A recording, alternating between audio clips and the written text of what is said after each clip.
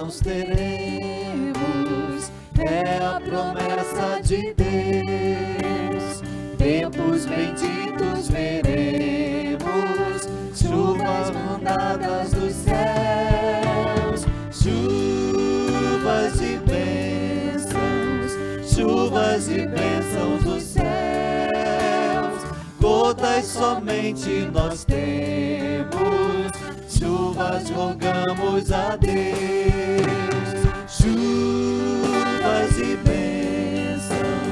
Chuvas de bênçãos dos céus.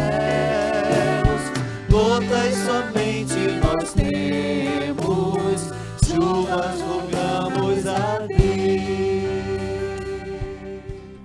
Pais queridos, alegria mais uma vez podermos estar aqui junto com a Palavra de Deus, junto com os irmãos, amigos, para tributarmos ao Senhor a glória que é devida ao seu nome.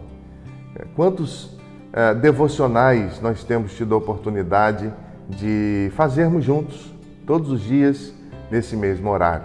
Que alegria poder saber que você está cooperando conosco, orando conosco.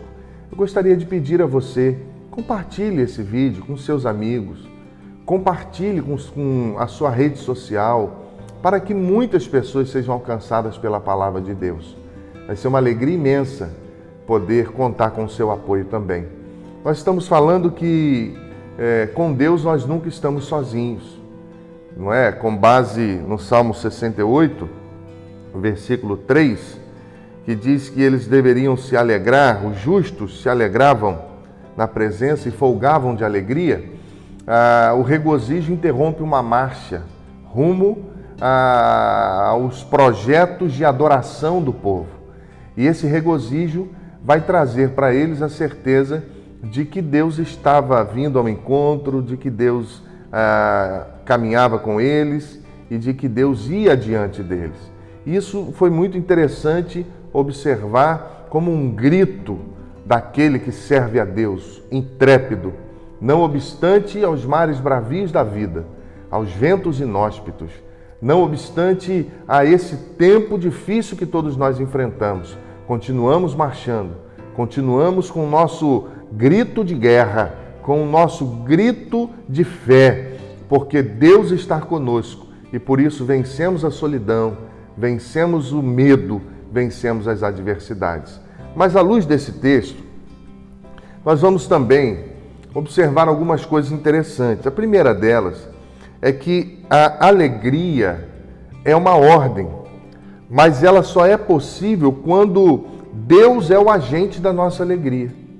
O texto no verso 3 vai dizer que esse regozijo deve ser na presença de Deus. Existem muitas coisas que parecem trazer alegria, mas na verdade trazem tristeza. Provérbios, o sábio, no capítulo 14, verso 12, vai afirmar que há caminho que ao homem parece direito, mas o fim dele são caminhos de morte. E existem pessoas que colocam a sua esperança em casamentos, em bens, em pessoas.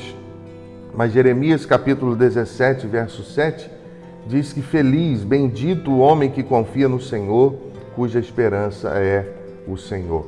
Muitas pessoas estão perdidas durante essa caminhada e estão até questionando essa alegria, porque não conseguem compreender essa alegria do povo de Deus, que canta em meio à adversidade, que adora em meio à adversidade, que glorifica, que fecha os olhos, que é grato, que ora, sabe, que expõe o coração. O mundo não conhece, porque esse regozijo é o regozijo que Deus dá ao seu povo. Então, essa alegria, ela é uma ordem, regozijem-se diante do Senhor, mas ela só é possível quando o Senhor é o agente.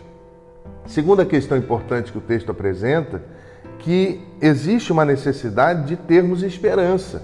Se você olhar para o verso 4, diz assim: cantai a Deus, cantai louvores ao seu nome, louvai aquele que cavalga sobre as nuvens, o seu nome é Senhor, exultai diante dele. A nossa esperança está em Deus, porque é um farol no meio da escuridão da nossa vida. É o que o apóstolo Paulo vai apresentar a Timóteo, em 1 Timóteo, capítulo 1, verso 1, ele diz assim: Paulo, apóstolo de Cristo Jesus, segundo o mandado de Deus, nosso Salvador, e de Cristo Jesus, esperança nossa. A nossa esperança não está no governo, a nossa esperança não está em homens, a nossa esperança está em Deus. Em 12 de janeiro de 2010, houve um terremoto terrível que devastou todo o Haiti, o país mais pobre das Américas. E ele deixa cerca de 230 mil mortos, sem contar mais de 1 milhão de desabrigados. Logo depois, se você for estudante da história do mundo, 27 de fevereiro fez o Chile sofrer um sismo de magnitude 8,8 que matou mais de 700 pessoas e vai danificar 1,5 milhão de casas. Esse tremor foi tão forte que os sismologistas, eles estimam que ele pode ter encurtado a duração do dia em 1,26 microsegundos e alterado o eixo da Terra em 8 centímetros.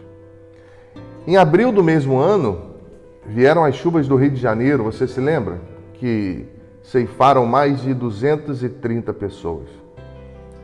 No primeiro século da era cristã, a população do mundo oscilava entre 200 e 300 milhões.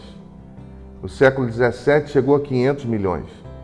Em 1804 dá um salto para 1 bilhão. 1927, 2 bilhões. 1960, 3 bilhões. 1974, 4 bilhões. 1999, 6 bilhões. E hoje, estima-se que a população em si esteja beirando a casa de 7 bilhões e essa estimativa é que chegue a 8 bilhões, em 2025, 9 bilhões. Ora, se o mundo levou 123 anos para ir a 1 bilhão, de 1 bilhão a 2 bilhões, e ele gasta somente 12 para ir de 5 a 6, aonde você acha que nós vamos parar? Aonde você acha que isso tudo vai dar? Aonde nós vamos chegar? O profeta está dizendo que a nossa esperança não está em nada que o mundo pode dar. O mundo tem o ciclo natural, o seu desenvolvimento natural. Mas o povo de Deus, o reino de Deus também. E é assustador olhar para um mundo mergulhado na lama, sem princípios, valores absolutos, sem alegria. E é isso que o salmista diz, que por conta dessas questões que não mudam em nada a nossa vida, nós precisamos ter esperança. E essa esperança deve ir além do nosso encontro conosco mesmo.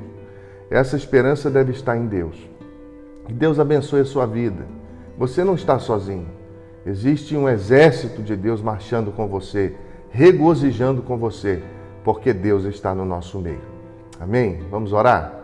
Senhor, quantas pessoas estão prostradas, perdidas, estão, Senhor, sem esperança pelas agruras da vida, pelas dificuldades, pelas necessidades, perderam a comunhão, estão forçadas, ó Deus, ao isolamento, algumas depressivas, outras, Senhor, tristes pela solidão, mas em Deus e com Deus nós nunca estamos sozinhos. Ó Deus, que possamos ter essa alegria em Deus e que a nossa esperança também esteja no Senhor, para que trilhemos rumo aos propósitos do Senhor, regozijando na Tua presença. Abençoa os meus irmãos, Pai, no nome de Jesus. Amém e amém.